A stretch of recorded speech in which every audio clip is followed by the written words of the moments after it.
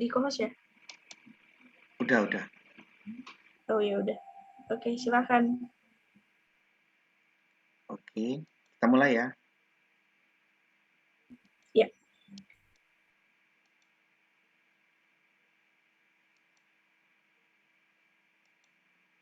Shalom kawan-kawan. Ketemu lagi kita di channel Inyum Manis dan di relay oleh banyak channel. We are for Murtadin dan yang lain-lain. Malam hari ini nggak terasa kita udah masuk ke seri pernikahan dan seks dalam Kristen dan Islam yang ke-7. Jadi untuk membahas perilaku, aturan-aturan pernikahan dan seks di dalam kekristenan dan keislaman, ternyata bisa sampai 7 seri. Puji Tuhan, kemungkinan seri ini juga seri yang terakhir dari seri pernikahan dan seks. Ini mungkin seri yang terakhir. Dan tema malam hari ini adalah kita hanya ingin melihat catatan sejarah bagaimana perilaku seks dan pernikahan para pemimpin-pemimpin tertinggi Islam yang pernah ada di dalam sejarah. Dan supaya kita bisa mendapat manfaat dan pertimbangan hikmatnya untuk kepada diri kita masing-masing ya. Kita sekarang masuk ke materi. Khalifah. Khalifah itu pemimpin tertinggi Islam. Dia pemimpin agama, juga pemimpin politik. Dia memimpin sebuah kekhalifahan, sebuah imperium Islam. Di mana kalau di dalam sistem Islam, khalifah itu memegang semua jabatan tinggi. Dia memegang eksekutif, legislatif, yudikatif termasuk militer. Jadi semua kekuatan politik ada di dalam tangannya dia. Jadi kalau jadi khalifah itu sama kayak mungkin ya setara dengan jadi kaisar gitu. Sulit untuk mendapat, bisa ada ruang, ada sistem yang mengizinkan dia mendapat masukan dan kritikan, tapi secara hukum dialah pemegang kekuasaan tertinggi di dalam satu tangan. Kekuasaan khalifah ini sangat besar, beda dengan sistem demokrasi. Kekuasaan politik dipecah menjadi eksekutif, dipegang presiden dan jajarannya menteri-menteri. Yudikatif itu wilayah hukum, Mahkamah Agung dan pengadilan-pengadilannya, para hakim. Legislatif para pembuat undang-undang, mulai DPR, DPRD tingkat 1, DPRD tingkat 2. Jadi tidak ada kekuasaan eksekutif, legislatif, yudikatif di dalam satu tangan. Yang seperti ini hanya di dalam kekhalifahan dan kekaisaran. Dan menjadi suatu kenyataan bahwa di dalam sistem kekhalifahan ini akan sulit dikontrol karena segala kekuasaan tertinggi semua di satu tangan. Oleh karena dia sulit dikontrol, andai kata ada khalifah yang tidak baik, pilihannya cuma pemberontakan dan perang untuk menggulingkan kekhalifahan yang ada. Jadi kalau ada perbedaan pendapat di dalam demokrasi, diizinkan orang demonstrasi, diizinkan berembuk oleh wakil-wakilnya di DPR, bisa saling bentak, saling ngotot, bisa. Tapi kalau di dalam kekhalifahan, beda pendapat, ini agak sulit. Kalau khalifah tidak menginginkan pendapat dari pihak lawan, pilihannya cuma dia diem, atau dia akan, kalau dia mau berontak, dia melancarkan perlawanan. Dalam pengertian dia akan perang. Nah, yang akan dibahas malam hari ini adalah perilaku seks para khalifah. Hampir semua khalifah itu poligami. Dia suka memiliki banyak wanita, entah istri atau budak seks, sebagai alat pemuas nafsunya. Dia punya banyak gundik, banyak selir, budak-budak seks, perempuan-perempuan yang dipilih dari berbagai bangsa, yang fungsinya hanya menjadi objek seks, harim. Tapi yang menarik, di dalam catatan sejarah Tariq al-Khulafa, ditengarai dicatat ada beberapa khalifah pemimpin tertinggi Islam yang dia adalah homoseks.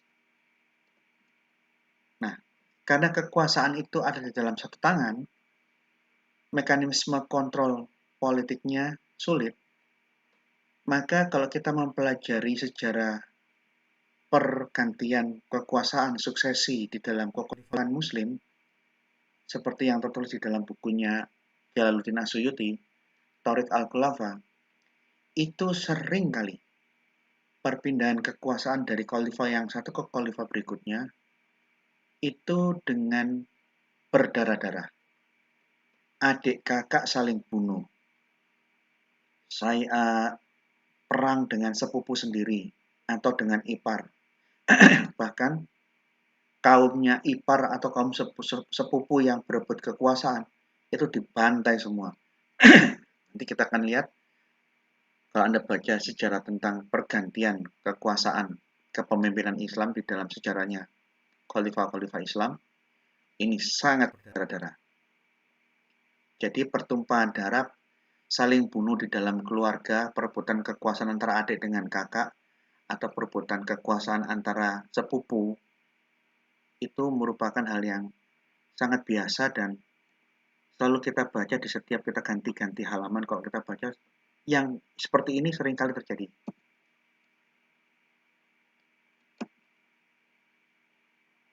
Contoh anak-anaknya Harun al-Rasyid, nanti di dalam materi juga akan ditampilkan. Harun al-Rasyid itu punya anak Al-Amin sama Al-Ma'mun. Adik kakak ini saling bunuh, satu sama lain saling membunuh. Bahkan khalifah yang satu saingan dengan yang menginginkan kekhalifahan. Mereka masih sepupuan. Satu kaum sepupunya itu ibu, bapak, pamannya semua dibantai semua. Antara klan, antara bani, saling bantai-membantai. Jadi kalau Anda yang masuk ke toko buku Muslim, bukunya Imam As-Suyuti ini, Tariq al-Khulafa ini, saya rekomendasi untuk dibeli. Ini dokumen primer, dokumen otentik, tulisannya orang Muslim sendiri mengenai sejarah para kekhalifahan yang ada di dalam Islam. Di dalam catatan Imam Suyuti ada satu kasus di mana di dalam kekhalifahan Islam terjadi perang dan di saat tentara dari khalifah ini memasuki Madinah, 1000 perawan dirusak keperawanannya. Itu kasusnya yang tercatat di dalam sejarahnya Yazid bin Muawiyah. Jadi yang pertama itu kan Khalifah Ar-Rasyidin, Abu Bakar As-Siddiq, Umar bin Khattab, Utsman bin Affan, Ali bin Abi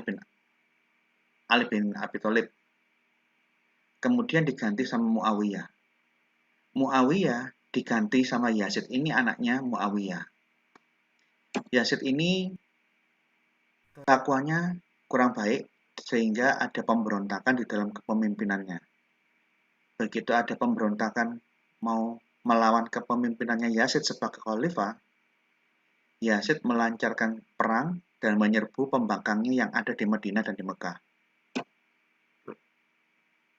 Pada waktu Yazid masuk ke Madinah, Madinah diluluh lantakkan, banyak rumah hancur semua, dan di dalam catatannya dalam catatannya Imam As-Suyuti, begitu rumah-rumah dihancurkan dan laki-laki disembelih oleh Yazid, 1000 perawan lebih di Madinah ditangkap dan dirusak keperawanannya, artinya dia diperkosai. Kenapa terjadi pemerkosaan?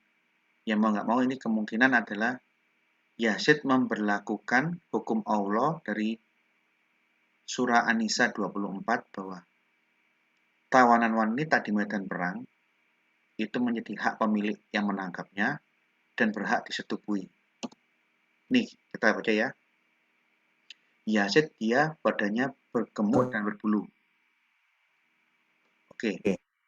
Lihat. Pada tahun 63 sampai kabar kepada Yazid bahwa penduduk Madinah melakukan pemberontakan dan mereka tidak lagi mengakui Yazid sebagai khalifah. Yazid mengirim pasukan dalam jumlah yang besar kepada penduduk Madinah dan memerintahkan untuk memerangi mereka. Kemudian Yazid memerintahkan agar pasukannya itu melanjutkan perjalanan nguber pembangkang-pembangkang sampai ke Mekah dalam rangka memerangi pasukan Abdullah ibnu Zubair. Abdullah ibnu Zubair ini masih sahabat Nabi. Mereka datang ke Madinah dan terjadilah apa yang disebut dengan peristiwa Harrah, suatu tempat di sebelah timur Madinah. Apa yang disebut dengan peristiwa Harrah? Al-Hasan pernah menyebutkan, demi Allah, hampir saja tidak ada yang selamat dalam peristiwa itu. Sejumlah sahabat Rasul dibunuh, sahabat-sahabatnya Muhammad dibunuh, kota Madinah dihancurkan, 1000 perawan dirusak kegadisannya. Jadi ada 1000 perawan diperkosai, disetubui, dirusak perawanannya oleh laskar-laskar yang dipimpin oleh Yazid. Nih. Nah, Yazid ini selain dia pernah melakukan pemerkosaan massal terhadap perempuan-perempuan di Madinah, Yazid adalah seorang lelaki yang mengawini budak-budak anak-anaknya. Dia mengawini baik ibunya maupun anak yang dilahirkan oleh budak-budaknya. Jadi ibu dan anak dikawin sama-sama. Dan saudaranya serta peminum khamr. Yazid ini peminum arak, peminum whisky, dan sering meninggalkan salat. Jadi salah satu pemimpin tertinggi Islam yang pernah hidup pasca Khalifah Ar-Rasyidin, anaknya Muawiyah, dia tercatat sebagai orang yang pernah berperang dengan Madinah, 1000 perawan diperkosa, dia mengawini budak-budak dan anak-anaknya, ibu dan bapak, ibu dan anak. Nah, ini anaknya Yazid. Setelah Yazid meninggal diganti oleh Walid bin Yazid. Oh, beda lagi nih. Dia tercatat di dalam hadis, di dalam Tariq Al-Khulafa, istri ayahnya dikawin, dan dia juga, katanya Zahabi, dia juga punya orientasi seks penyuka sesama jenis, homoseks. Plus, Walid bin Yazid bin Abdul Malik ini, dia seorang pemabuk, peminum khamr, peminum arak. Nih, dia disebut sebagai seorang khalifah yang fasik. Jadi Islam pernah dipimpin oleh pemimpin Islam yang kategorinya fasik.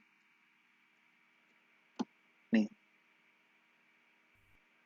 kami tidak membencimu dari diri kami sendiri, namun kami mengepungmu karena kamu banyak melanggar batas-batas yang Allah tentukan. Kamu, ya Walid, meminum minuman keras, minum khamr, minum arak, minum whisky, menikahi istri-istri ayahmu. Di dalam Islam, anak tidak boleh mengawini istri-istri ayah. Tapi ayah, andai kata ada kesempatan mengawini, boleh mengawini mantunya sendiri, kalau kategorinya itu mantan istri anak-anak angkatnya. Nah, Walid ini menikahi istri-istri ayahnya yang poligami yang muda-muda. Nih, As-Sabi, ini salah satu sejarawan Islam, dia memberikan catatan tambahan. Tidak ada riwayat yang sah mengenai kekufuran dan kesindikan Al-Walid. Yang jelas dia adalah peminum khamr, peminum anggur, peminum arak, dan pelaku homoseks. Karena kelakuannya yang seperti ini, itulah sebabnya timbul pemberontakan terhadap Al-Walid. Ini homoseks ini Al-Walid.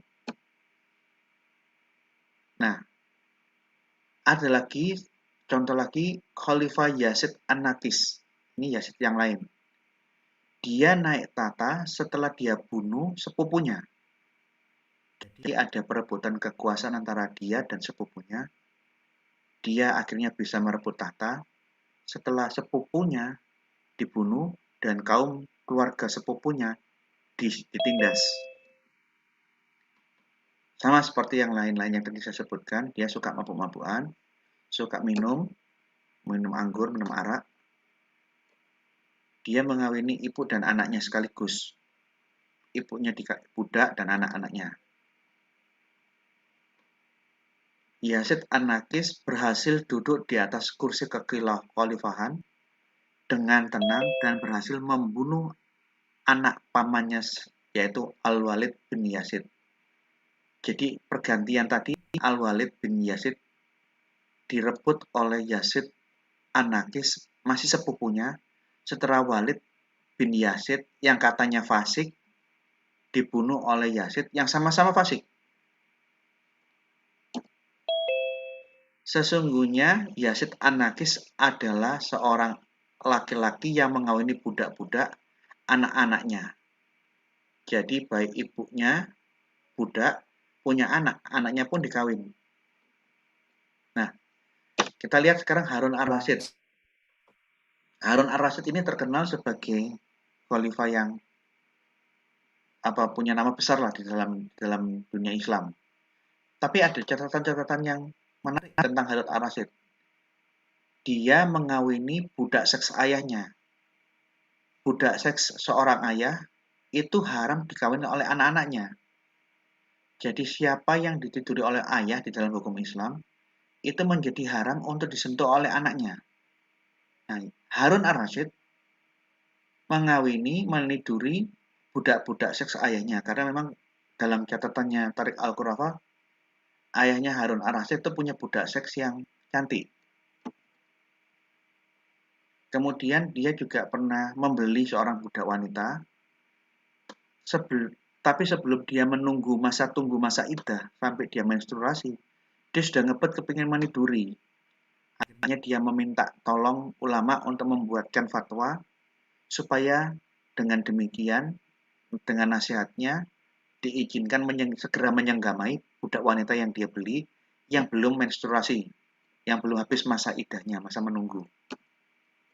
Ini menarik. Al-Salafi meriwayatkan dalam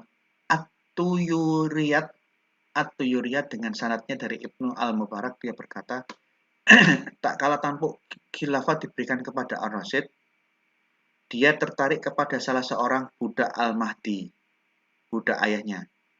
Kemudian ia menyatakan cintanya itu kepada wanita tersebut. Wanita tadi, budak ayahnya, berkata, saya tidak halal bagimu karena ayahmu pernah menggauli diriku. Harun sangat terpikat oleh wanita tadi, akhirnya dia meminta Abu Yusuf untuk mengeluarkan fatwa. Dia pergi kepada ahli hukum Islam, gimana kalau kasusnya begini, bagaimana fatwamu? Kemudian ulama sejaman yang hidup di zamannya Harun ar-Rasyid, dia bertanya kepada Abu Yusuf, bagaimana pandangannya tentang masalah ini? Abu Yusuf berkata, wahai Amirul Mukmin, wahai pemimpin orang beriman, apakah setiap budak perempuan yang mengatakan sesuatu, lalu engkau mempercayainya? Janganlah kamu percaya dia karena dia bukan orang yang dapat dipercayai. Nah, setelah dapat nasihat ini, maka Harun ar-Rasyid mengatakan, aku tidak percaya dengan keteranganmu. Karena kalau kesaksian perempuan itu separuh, kesaksian laki-laki itu satu. Jadi kalau setengah banding satu kan menang yang laki-laki. Nah, ini nasihatnya Abu Yusuf. Jangan percaya keterangan seorang budak. Masa budak kamu percayai omongannya? Kira-kira gitu. Budak itu tidak dapat dipercayai. Ini, As-Salafi juga meriwayatkan dari Abdullah bin Yusuf. Dia berkata, Ar-Rasyid berkata kepada Abu Yusuf, saya membeli seorang budak wanita. Dan saya ingin melakukan hubungan seks dengannya sebelum masa iddahnya selesai. Sebelum masa menunggunya selesai. Sebelum dia menstruasi. Apakah kamu memiliki dalil hukum Islam agar saya bisa melakukan hubungan seks dengannya sekalipun dia belum selesai masa iddahnya? Abu Yusuf memberikan jalan keluar. Gini, kalau kamu ingin berhubungan seks dengan budak yang kamu beli, sekalipun dia belum selesai masa iddahnya, caranya begini. Budak yang kamu beli, berikan kepada seorang anakmu, kemudian kamu tiduri dia, kamu nikahi dia. Nah, setelah kamu berikan kepada anak, kamu berhak melakukan sesuatu kepada milik anakmu tanpa kena kisas. Kamu boleh menidurinya dia, apakah dia selesai masa iddah apa tidak. Jadi ada kayak semacam kolusi antara Khalifah Imperium Islam dengan ulama-ulama sejamannya. Jadi kalau memang ada sesuatu yang bisa dinegosiasikan gimana caranya supaya ada hukum Islam, jangan sampai saya melanggar hukum Islam, ya Abu Yusuf memberikan alternatif pilihan seperti ini. Kaisar yang lain yang menarik, Kaisar Al-Mu'tadid Billah ini khalifah yang tidak terlalu terkenal, tetapi di dalam catatannya Imam As-Suyuti, dia meninggal karena kebanyakan melakukan hubungan seks. Nah, ini pertanyaannya. Meninggal karena kecapean? Tentu enggak lah. Kalau hanya kecapean, dia tinggal dipijat badannya kan seger lagi, itu hubungan seks lagi kan. Dia sakit parah karena banyak hubungan seks. Kemungkinan besar menurut dugaan saya, dia sakit penyakit kelamin yang tidak tersembuhkan. Di dalam tulisannya Lewis, yang mencatat kenapa Islam pernah menjadi imperium yang besar, tiba-tiba hancur begitu saja dan hilang, lenyap dari sejarah. Di dalam tulisannya Lewis, bukunya biru kecil itu, dia mengatakan ada kemerosotan tentang kemajuan keilmuan di dalam Islam. Puncak tertinggi perkembangan ilmu di dalam Islam itu mulai dari zamannya Harun al-Rasyid, kemudian diteruskan oleh anaknya Al-Ma'mun. Setelah Al-Ma'mun membunuh Al-Amin, Al-Ma'mun mendirikan perpustakaan yang terbesar di dunia. Buku-buku dari Eropa, buku-buku dari negara Kristen dibeli, diterjemahkan dalam bahasa Arab oleh penerjemah-penerjemah orang-orang Kristen Arab yang tinggal di kekhalifahan Islam. Sejak saat itu, ilmu pengetahuan dari wilayah Kristen bisa tertransmisikan ke wilayah Arab, wilayah Islam. Nah, dalam catatannya Lewis itu, dia katakan, setelah kemajuan di zamannya Al-Ma'mun, terjadi lagi kemerosotan, apalagi di zamannya Utsman, kekhalifahan Utsmani di Turki. Segala sesuatu yang berasal dari Eropa, dari wilayah Kristen, tidak boleh dipakai, dianggap kafir, kecuali obat sipilis. Karena wilayah Islam, wilayah Arab, wilayah Imperium Islam, tidak menemukan, belum punya obat untuk menangani penyakit sipilis yang merajalela di daerah kekuasaan Islam. Jadi kalau semua buku, semua ilmu, hal-hal yang berasal dari wilayah Eropa Kristen tidak boleh masuk wilayah Islam.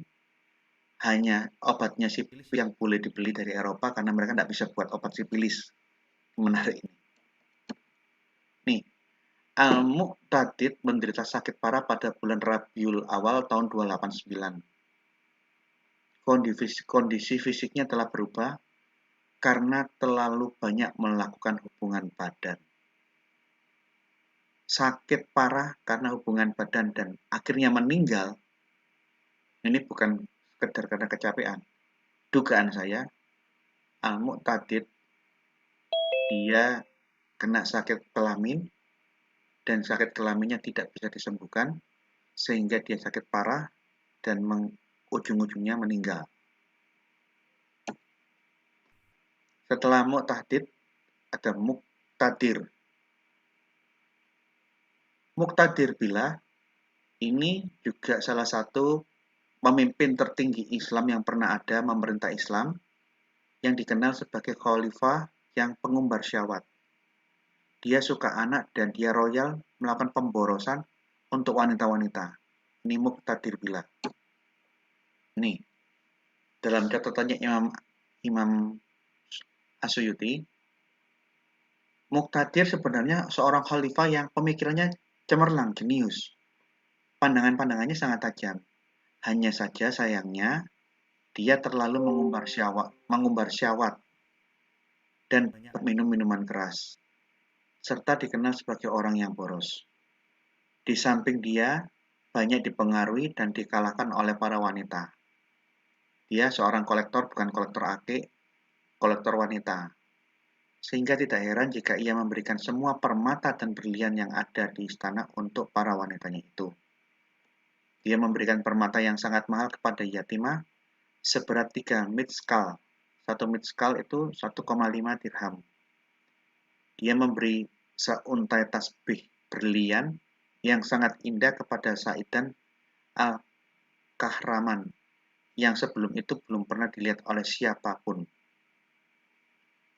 Dia punya banyak sekali kasim, orang-orang yang dikebiri. Orang-orang Sisilia, orang-orang mafioso dari Italia, daerah Sisilia, dan budak-budak dari Afrika.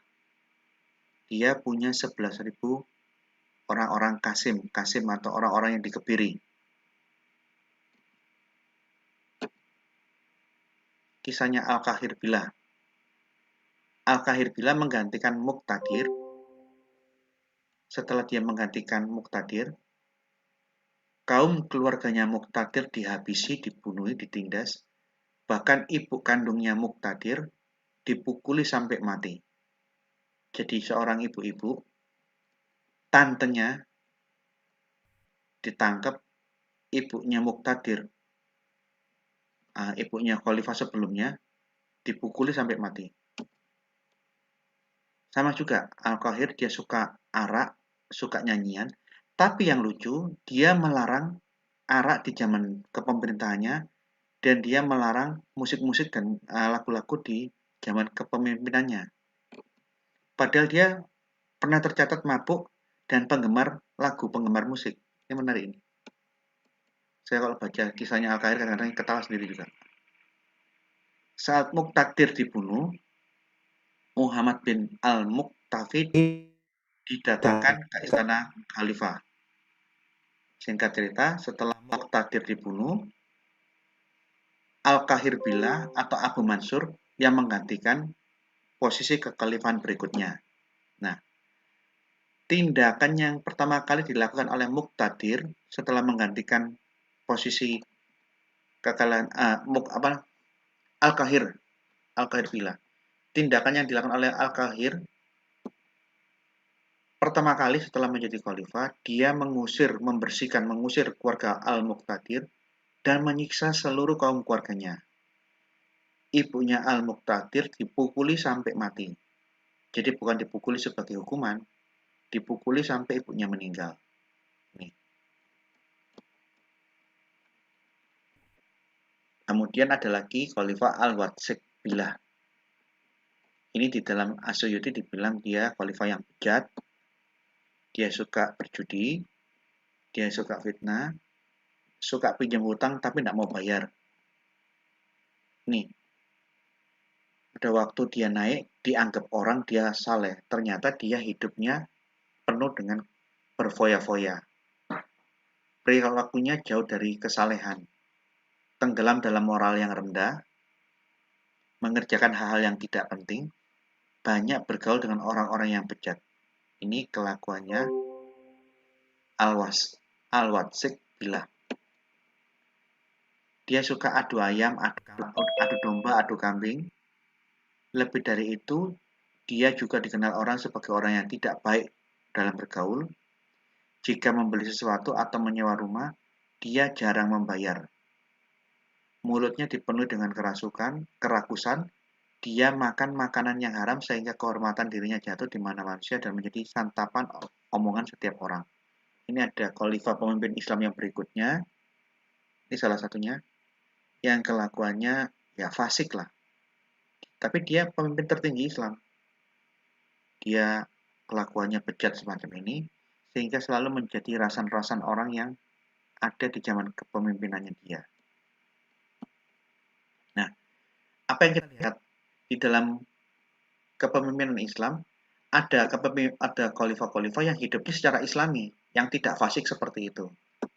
Tapi siapapun pemimpin Islam, khalifah, dia memegang kekuasaan yang sangat-sangat besar di dalam satu tangan.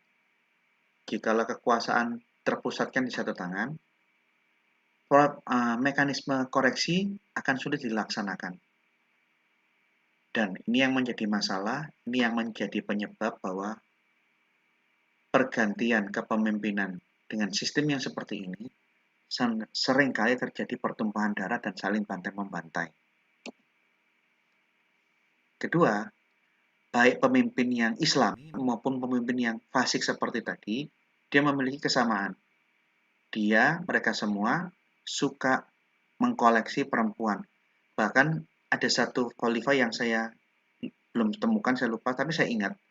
Dia punya 5.000 istri. Dan ke 5.000 wanita yang dia milikinya itu disetubuinya semua.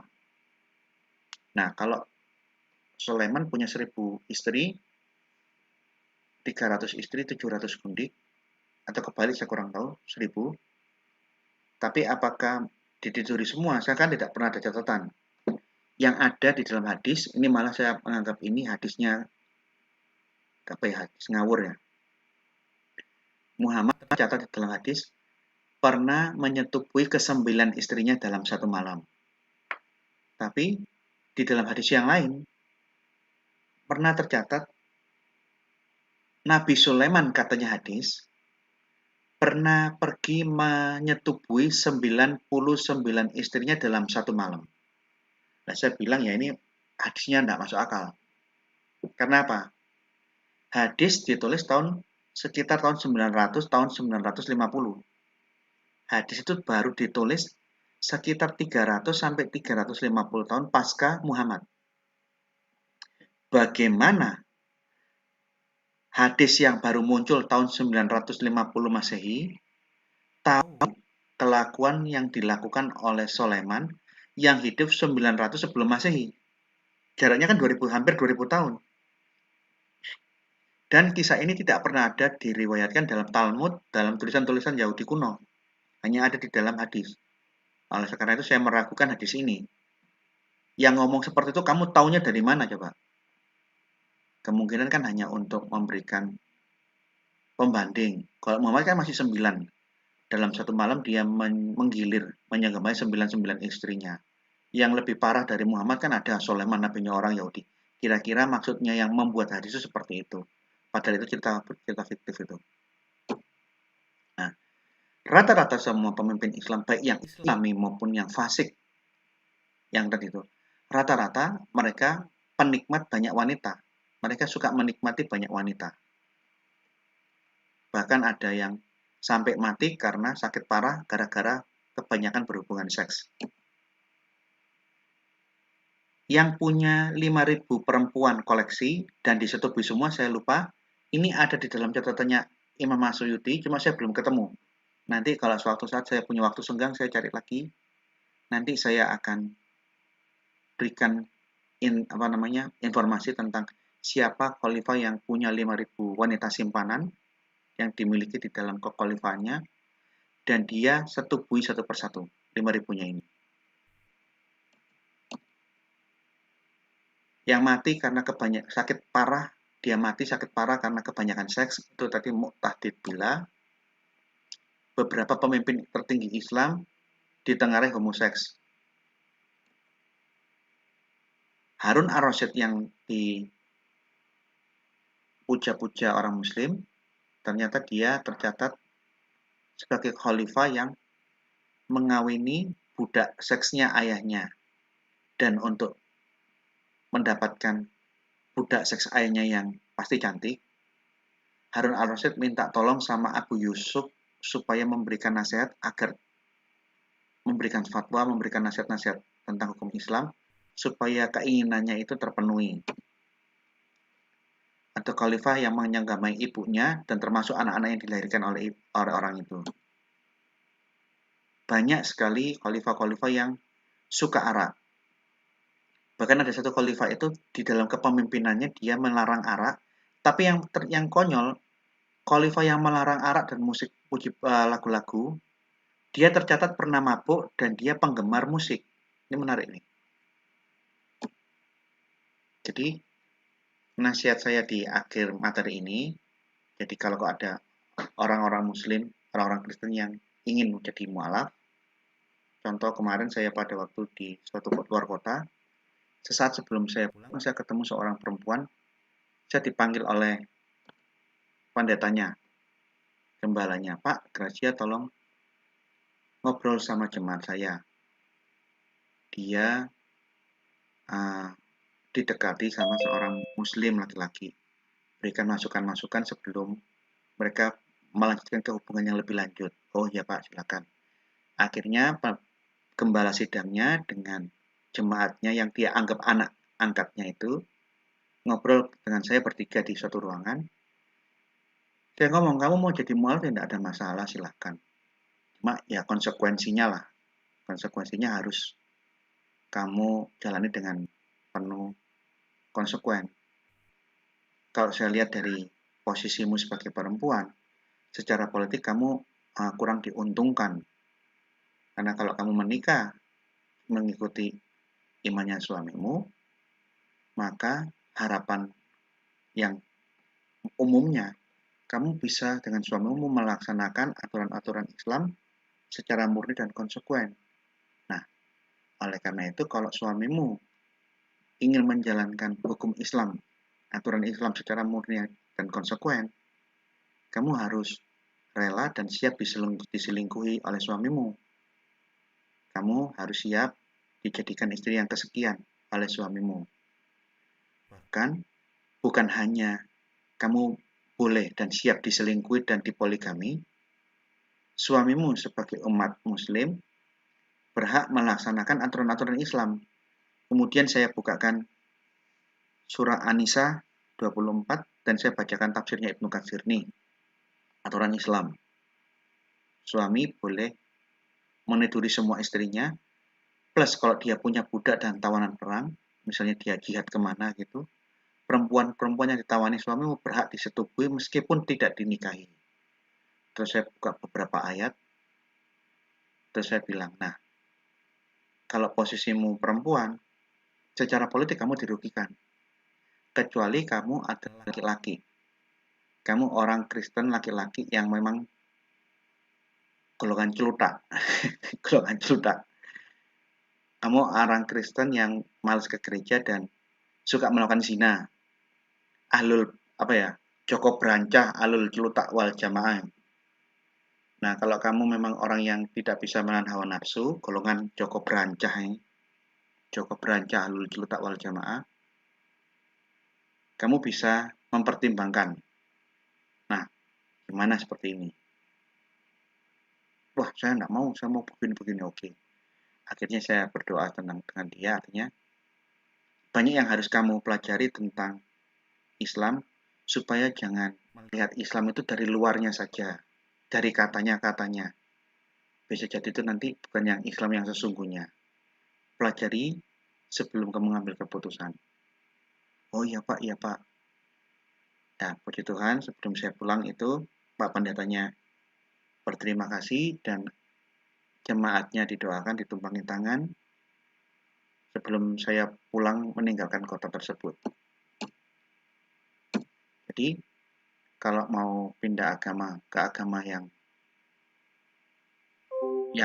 poligami, yang mengizinkan selingkuh, silakan kalau ada orang-orang Kristen yang golongan ahlul berancah, golongan orang-orang Kristen yang tidak bisa menahan nafsunya, bisa belajar agama Islam. Karena di dalam Islam selingkuh diizinkan. Ini bahasanya Andi Malarangeng. Andi Malarangeng dulu waktu jadi penasehatnya SBY, dia di dalam suatu diskusi di televisi saya menyaksikan dia mengatakan, dari satu istri menjadi 2 istri, 3 istri, 4 istri, 5 istri, dan seterusnya.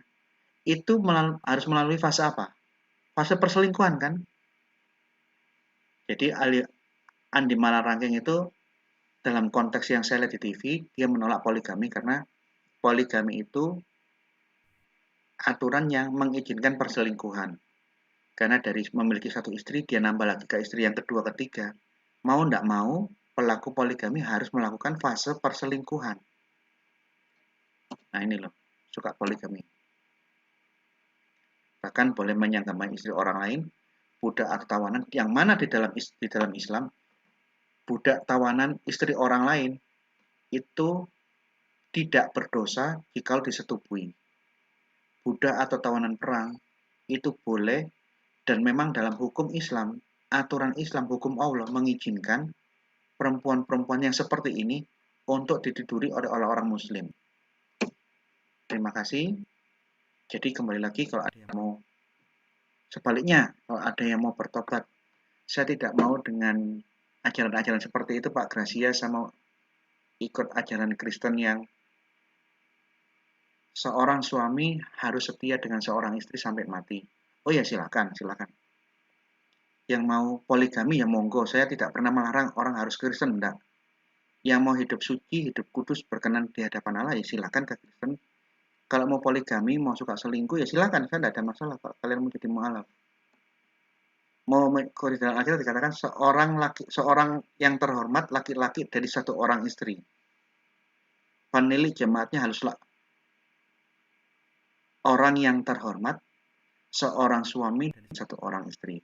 Ini aturan Alkitab. Monogami. Dia harus setia dengan pasangannya sampai mati. Jadi yang mau menjadi pengikut Yesus dengan aturan-aturan Alkitab yang agak berat, ya monggo silakan. Saya tidak pernah melarang orang mau menjadi orang Kristen. Tapi yang mau poligami dan suka seperti aturan-aturan yang saya sudah tunjukkan tentang aturan-aturan dalam Islam, silakan. Di sini tidak ada paksaan untuk harus ke sini atau harus ke sana. Pilihan masing-masing. Tuhan memberkati. Saya kembalikan ke moderator.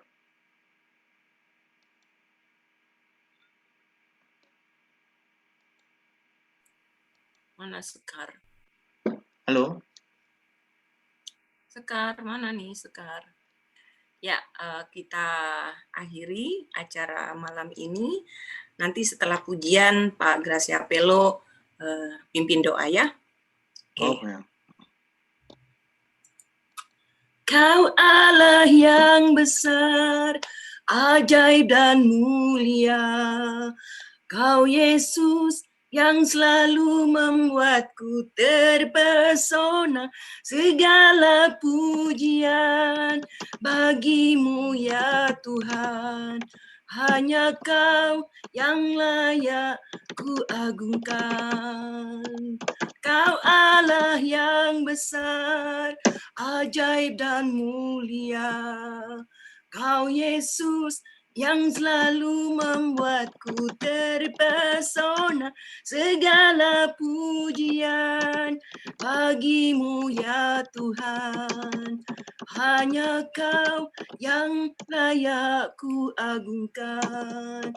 Kau Allah yang besar, ajaib dan mulia. Kau Yesus yang selalu membuatku terpesona, segala pujian bagimu ya Tuhan.